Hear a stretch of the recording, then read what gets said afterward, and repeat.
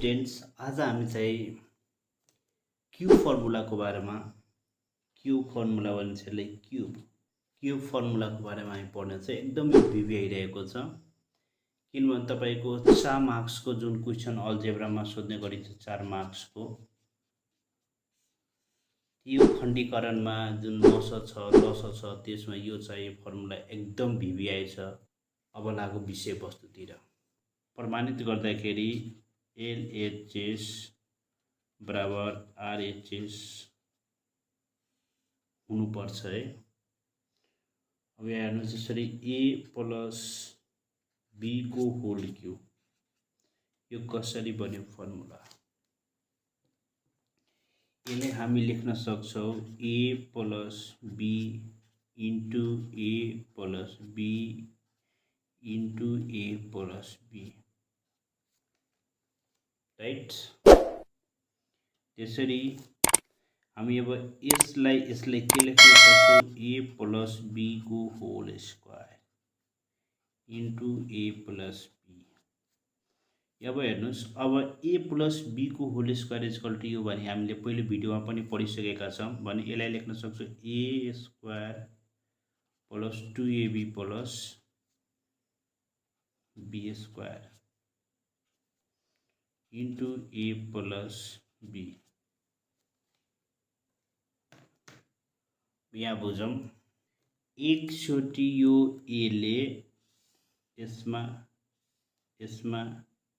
र यसमा गुणा गर्ने भनाइको अर्थ अब हुन्छ A स्क्वायर मा A ले गुणा गरे A क्यूब प्लस 2A मा A ले गुणा गरे 2A square B plus AB square.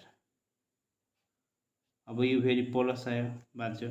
फेरि अब B ले गर्ने B ले भन्नाले खातिर यहाँ अब यो B मा गर्ने फेरि यसमा गर्ने। यहाँ चाहिँ लाइन मैले तानेन है, अलिकति बुझ्नु होला। फेरि B ले गर्ने त अब यहाँ हुन्छ के A स्क्वायर B है, त्यसपछि यसमा 2AB स्क्वायर त्यसपछि B क्यूब। अब हेर्नुस् यहाँ टर्म नै अब मिलाउने हेर्नुस् जसरी 2 यहाँ टर्म नै मिलाऊ है। यहाँ टर्म नै हेर्ने 2A स्क्वायर B र A स्क्वायर B यो र यो मिलेको छ। त्यसरी 2AB स्क्वायर र AB स्क्वायर यो र यो मिलेको छ टर्म। यहाँ टर्म नै मिलाउने। यदि टर्म नै मिलाउन सिक्नु भयो भने मजाले मिलाउन सक्नुहुन्छ। अब A cube plus 2A square B र A square B 3A square B plus 2AB square र AB square 3AB square plus B cube. यही छ हामीले प्रुफ गर्नु। हामीले प्रुफ गर्नु छ। अर्थात यहाँ हेर्नुस् टपमा A प्लस B को whole cube equal to A cube plus 3A square B plus 3AB square plus B cube. यसरी हामीले चाहिँ फर्मुलालाई प्रमाणित गर्न सक्छौं। अब हेर्नुस् यो फर्मुलाबाट हामीले कतिवटा फर्मुला बनाउन सक्छौं। एक नंबर 1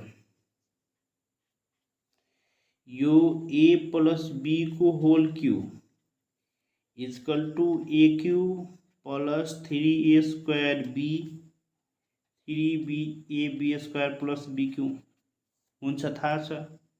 अब यसलाई हामी सर्टमा लेख्न सक्छौं A cube plus B cube plus AB दुवैमा कमन छ 3 कमन छ 3AB कमन लियो भने बाँच्छ A प्लस B।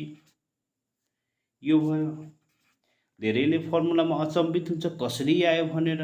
यसलाई धेरै तरिकाले रट्ने गर्छ। तर फर्मुलालाई तपाईले बनाउन सिक्यो भने हिसाब पनि मजाले अल्जेब्राको बनाउन सिक्नुहुन्छ।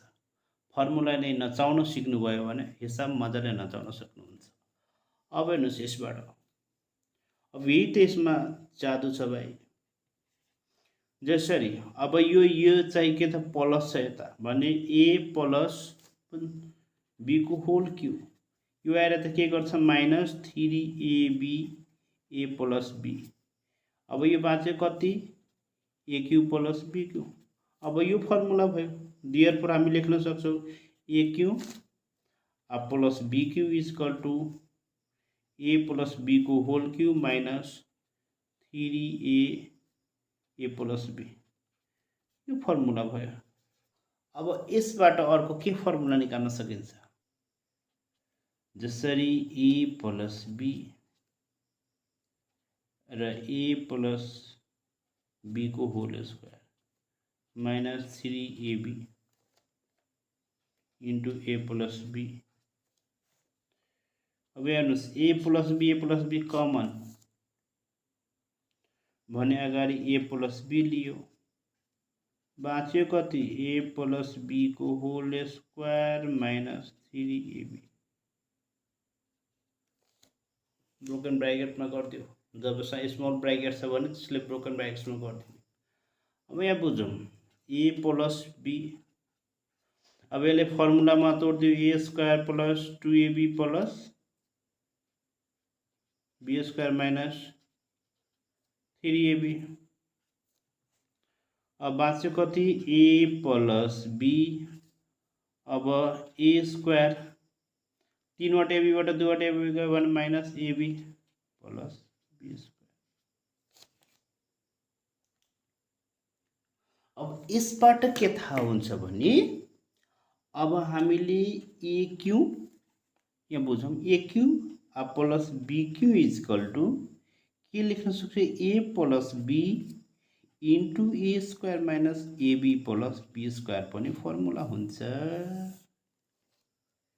यसरी चाहिँ हामीले यो फर्मुला बनाउन सक्छौँ।